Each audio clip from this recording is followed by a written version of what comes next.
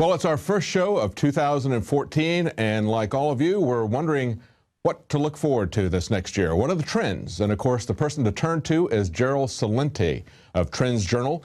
He's probably got his finger on the pulse of this better than anybody else. So joining us today is Gerald Celente. And Gerald, what do you see happening in 2014? What are the big trends? Well, I think with all the golf that Obama's playing, he'll be on the PGA Tour after he leaves office. I can't believe this stuff. It's like every time I see this guy, he's either playing golf, playing basketball, or eating a Slurpee. But anyway, as we're going into 2014, the news is in front of us for all to see. But not a lot of people are paying attention. And I'll tell you why. One of the tricks they do with trying to keep it in the dark is they report information at times when people aren't watching or listening. For example, this is from Christmas Eve, Financial Times. Concerns mount over China cash squeeze. China's cash squeeze has worsened despite central banks' repeated attempts to calm markets with emergency money injections. So who was reading that on Christmas Eve? The same people who weren't reading the Financial Times on New Year's Eve. Fears after China's key debt level soars 70%. And then you keep looking into the papers.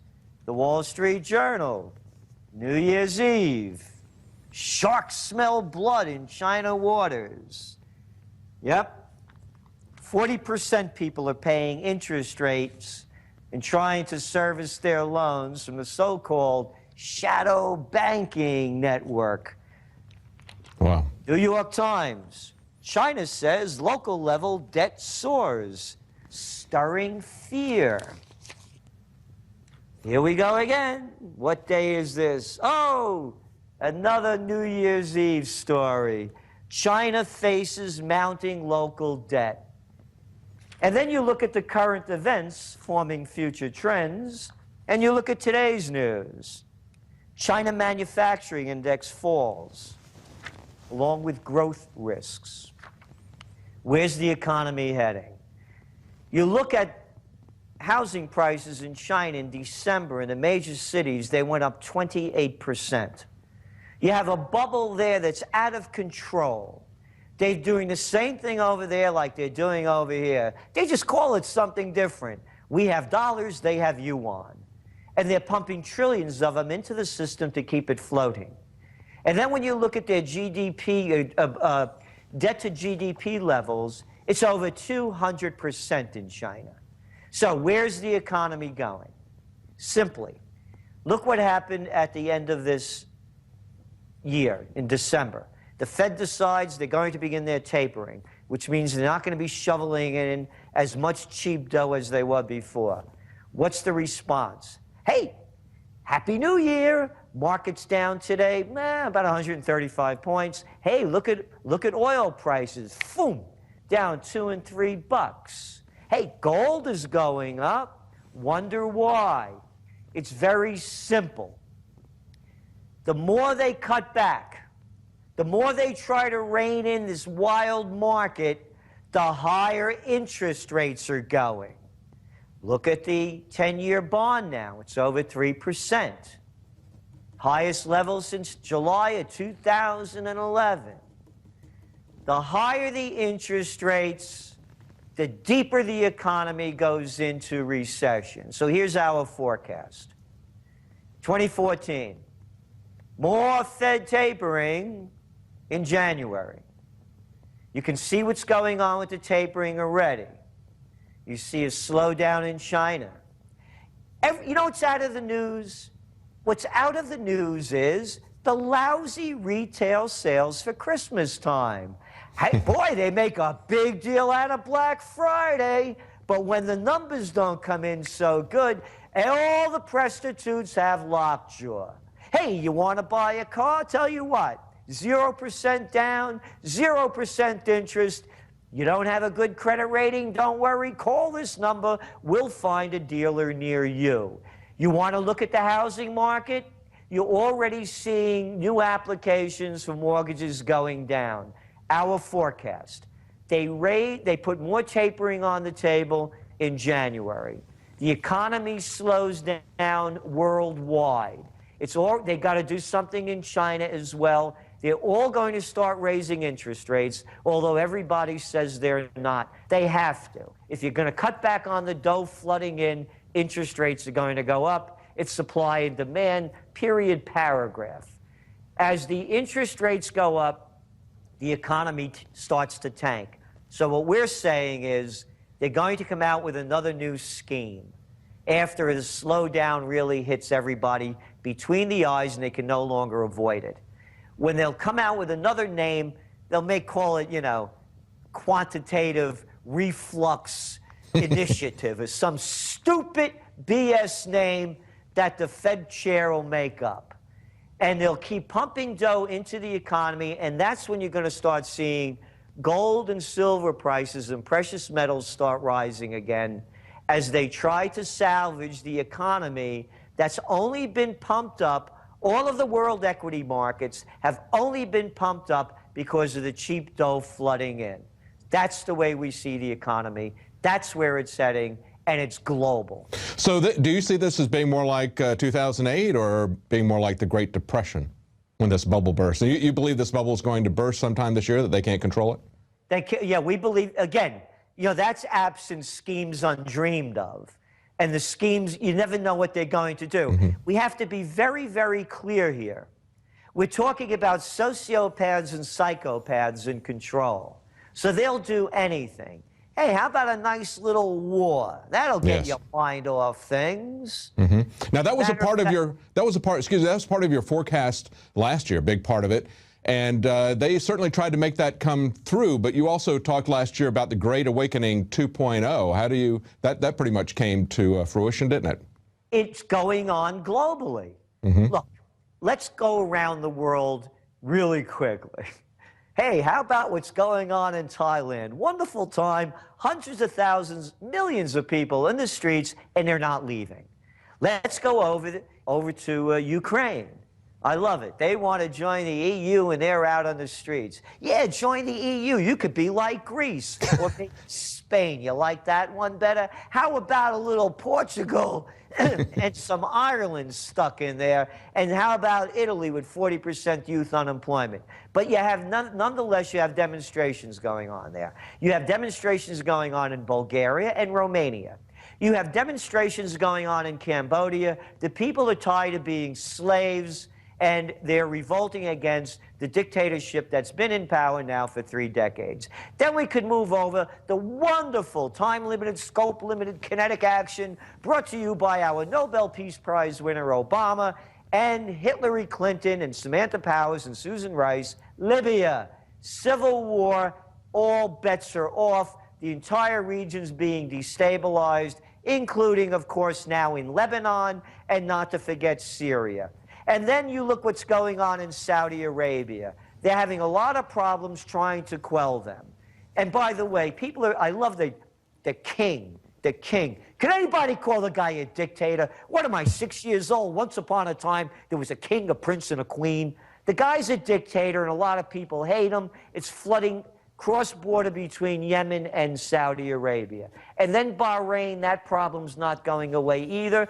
And then we could take a trip down to Central Africa. You don't like it over there? Let's go to Congo. Oh, they just slaughtered another couple of dozen people yesterday. And of course, the Sudan is up for grabs. And then you look at all the protests going on in Italy, the pitchfork movement.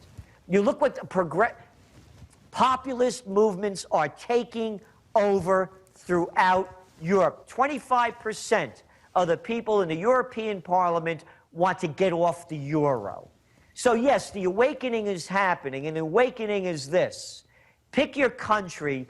The chances are 9 out of 10 times you got a lunatic in control. And you think I'm making it up? Now the big news over in France is they're going to bring back Sarkozy. It wasn't bad enough before. Let's bring him back for another round of war, rape, and pillage. Gerald, hang on right there. We're out of time for our regular program, but I want to continue this briefly right after the break. Can you stay with us? Sure can. Great, thanks.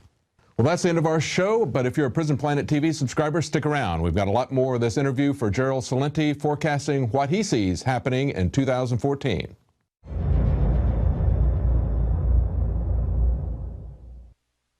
Now you can watch The Alex Jones Show live as it happens at Infowars.com/show. You'll find links to all of our content there and a free 15-day trial for Prison Planet TV. More than 60 movies and documentaries all in one place at Infowars.com/show.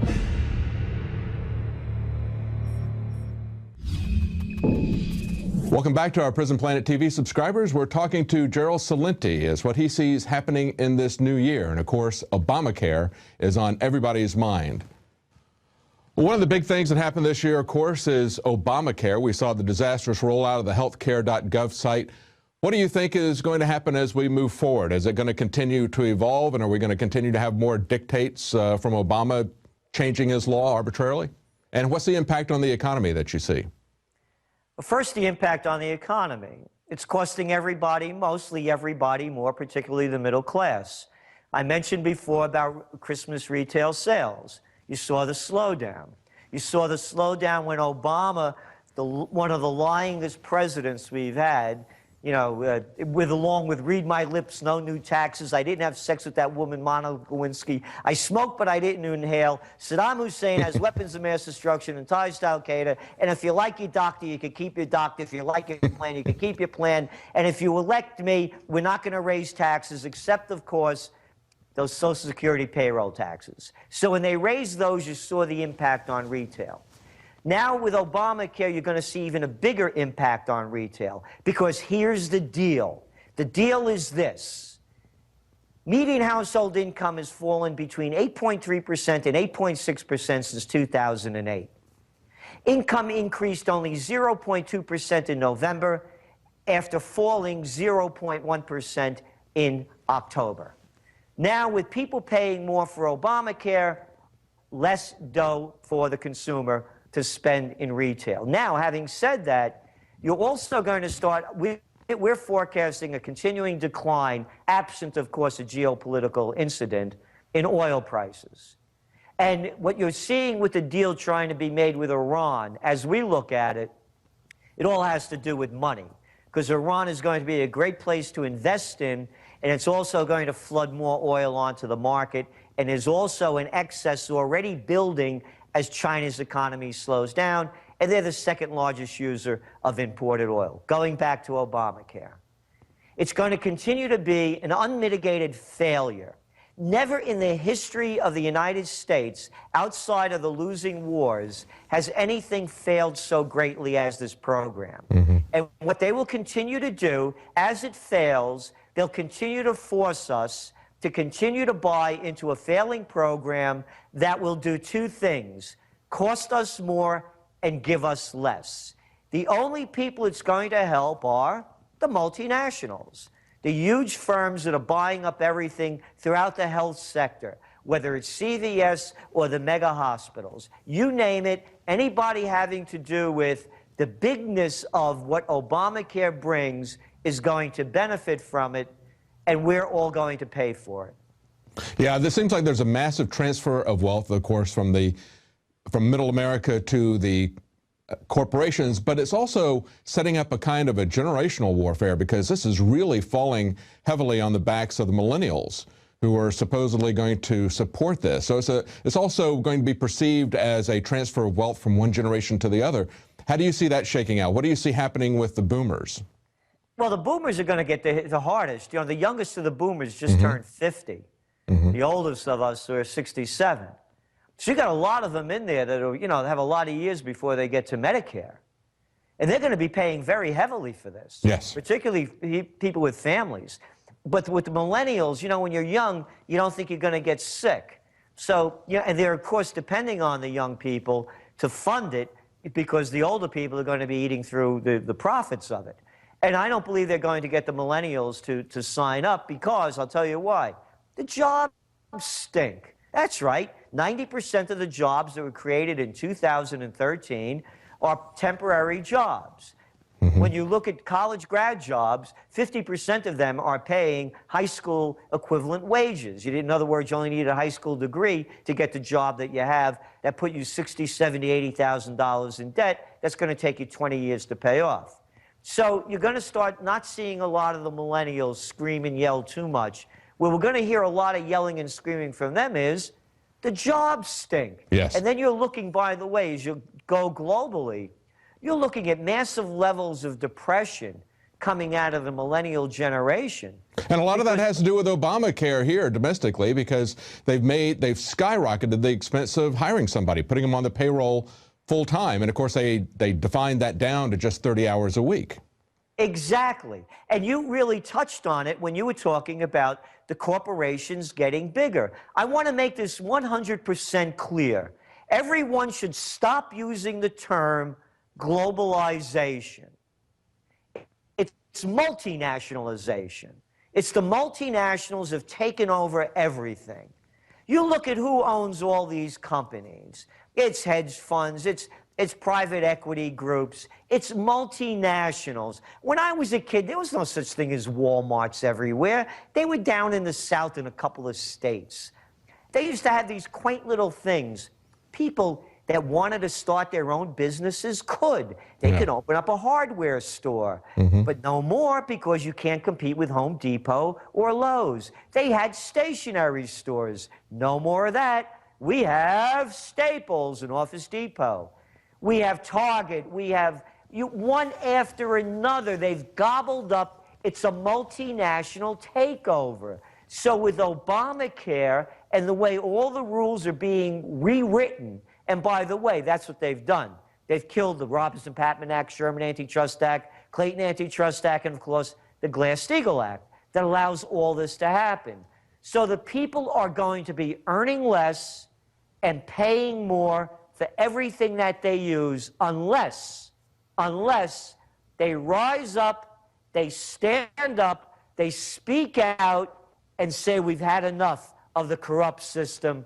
We want to restore America to the way it used to be. Yes. And of course, the Trans-Pacific Partnership is Exhibit A and all of that, doubling down on that. And they're a little bit behind schedule. They wanted to get that put in by the end of 2014. Hopefully we can turn that back like we did the war in Syria. I'm just concerned I don't see people in the streets like they were after the TARP. They were angry in Washington. I don't see them taken to the streets, even after the revelations of the NSA, even after we see the massive failures of Obamacare. Do you see that happening this year? No, I don't either. And going back, when you talk about the NSA, I'm disgusted with these judges that are making these rulings. Who are these political hacks? I'll tell you who they are. They're treasonous. They are destroying everything that this country was founded upon. The Founding Fathers were against foreign entanglements. The Founding Fathers strengthened our Fourth Amendment rights. And they have raped us of everything. These politicians and these judges should be tried for treason. So why aren't the people taking to the streets? Look at the police. Yeah. They'll bash your head open if you get out of line. And that's what happens in a fascist country. And when I say fascism, I'm not just throwing that word out there. Hey, you know the big news today? Italy just is buying up, Fiat's buying up Chrysler, the rest of it. That's right. We, the people, bail them out. In capitalism, there are no bailouts. In capitalism, you rise and fall on your own merits. In fascism, the merger of state and corporate powers, where the slimy politicians take our money and give it to their buddies, just cost us $1.5 billion so that the Italians could buy out Chrysler. So in a fascist state, that's the way police act, because they are now the wise guys for the politicians and the big industry that controls them. Now, you were talking about the problems that are on the horizon with China, massive interest rates. It looks like an economic bubble is about ready to burst there. I think a lot of what's going on with these wars, as you pointed out, is that they're trying to distract the public from what's happening domestically. We see this as a pattern that's gone on throughout history. We see last year's war in Syria. There was absolutely no reason for them to push that except to distract the American public. What do you think is going to happen in China if the bubble bursts? You think they're going to push for these wars that they've been bellicosely talking about in the Chinese press? I don't think China's going to push for it. I think Japan is. There's another lunatic over there, that guy Abe. I mean, you want to get people really angry? Keep going to that shrine that both the North and South Koreans hate and the Chinese hate. And they hate it because there are so-called war criminals from World War II buried there. And you look at what Japan is doing with building up its military. And look at the new deal they just pulled off in Okinawa with the Japanese. Hey, how many years is this war over? What are we doing over there? Yeah. And now they're pushing American troops into this pivot Asia, over into Australia. You know, going back, how about that new aircraft carrier we're building, the Gerald R. Ford? Yeah, $13 billion bucks. So no, I see it as more the United States, Japan. Oh, we just saw Ketchup King Kerry over there. You know, the guy that married the heir to the Heinz fortune over in the Philippines, making a deal with them to bring more troops into the Philippines. So I see the unrest happening in the Middle East, and I see it being provoked by Japan, not China. And anybody that pushes China, they're out of their minds. Because this is a whole different world game over here. Oh, and by the way, you know, another reason why I think that it's going to be Japan that starts getting the people's minds off it? Two reasons. Abenomics, the trillions of yen that they've pumped into the system, again, only pumping up their stock market, barely boosting their economy. They got another little problem on their hands. It's called Fukushima. Right. Yeah. Yeah. And when this thing, that is going to be an explosive issue in so many different ways. Japan is being threatened, as is the West Coast, and so many other neighboring countries that nobody ever talks about. I think that war is going to be used by Abe over there to get the Japanese people's minds off the bigger problem, and that is they're getting radiated to death. Hey, have any sushi lately? That's right. That's right. Well, I would say you're pretty bearish on 2014 then. You're looking for gold and silver to go high, but everything else you're looking pretty pessimistic about it. Would that be safe to say? I think it's safe to say on one end, but the other end, there's always that human spirit. And when you look around the world, there are populist movements going on everywhere. In the United States, they're actually calling it a populist movement because the Democrats want to raise the minimum wage. That's not a populist movement. You look at the numbers that just came out, how the billionaires just got, 13 more trillion in 2013. I think you're going to start seeing breakdowns of system and new ones being reborn.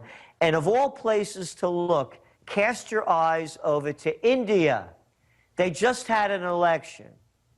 The Common Man Party, out of nowhere, won. And they're making the major issue that they're promoting is to end the corruption. If they can do it in India, we could do it here. We do not have a representative form of government. We have the Democrats and the Republicans. They represent the most powerful and the people that give them the most dough. And again, I rather call them the Bloods and the Crips because they're a gang. And they're murderous. They start wars, continue. Hey, how about a drone for lunch? How about robbing more of our money and giving it to your buddies? How about what they've done with these record low interest rates where people can no longer save money and are being forced to gamble in the stock market? We need a new system.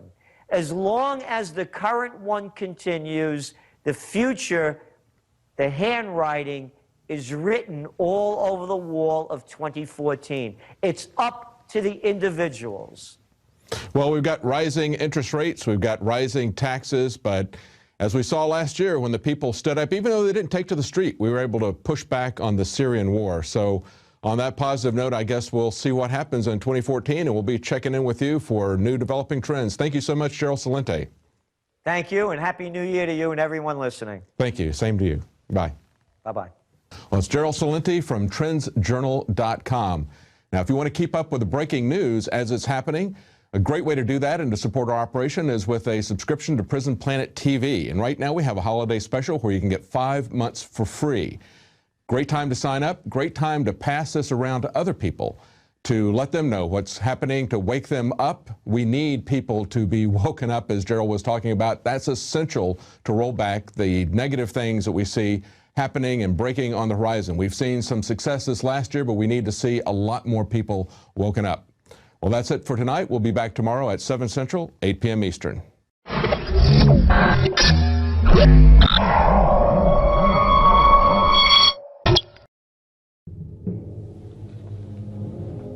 The InfoWars crew absolutely loves coffee because we love being awake. And I am somewhat of a connoisseur of coffee. So many times you go to a restaurant or even to a coffee shop and the coffee tastes like garbage.